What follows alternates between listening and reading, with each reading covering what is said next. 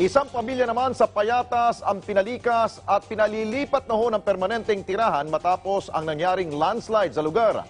Wala naman nasaktan sa pangyari habang tiniyak din ng lokal na pamalaan na may inilaan silang lugar para sa relokasyon ng mga apektadong residente. May ulat si Patrick De Jesus.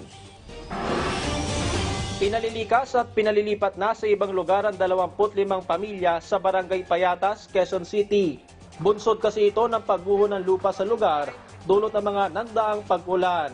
Itinuturing na ngang danger zone itong bahagi kung saan nagkaroon ng landslide noong nakaraang Huwebes dito sa Lower Sampaguita, Barangay Payatas, Quezon City. At para nga masigurong wala ng residente ang magpupunta dito sa danger zone ay naglagay na ng babala at kinordonan na itong area ng barangay at ng LGU.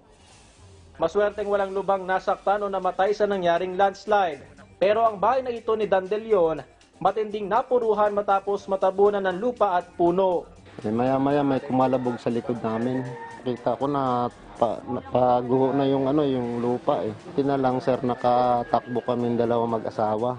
Kasi yung anak ko nasa labas inutusan ko. May tinalagang relocation site ang QC-LGU para sa mga residenteng kailangang lumipat. Kinausap na rin sila ng pamunuan ng barangay upang matulungan sila sa paglipat ng kanilang mga gamit na may hanggang 2 linggo lang ang palugit. Hindi po ba kayo nalulula?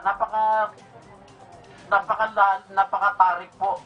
Hindi ko kayo bubuhayin po doon pagka nalaglag ko kayo ron 800 pesos ang babayaran kada buwan sa kanilang magiging permanenteng tahanan.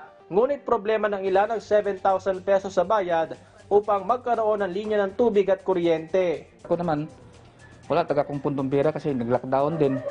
Ubos yung pera. Binigyan din ako ng disdibuli ng 2,000 dati, yung karaan. Kasi pinibili ako, binigyan ako ng 2,000 doon, naubos-ubos din. Si Edelberto naman, nangihinayang sa tahanang iiwan niya na ipinundar ng 10 taon. Bagamat hindi nasama sa pagguho, nasa bingit na rin ito ng disgrasya. Kasi malaking gastos ko rito, hindi biro. Inatasan na ng QC-LGU ang iba pang barangay na tingnan ang iba pang landslide prone area sa lungsod. Patrick De Jesus, para sa Bayan.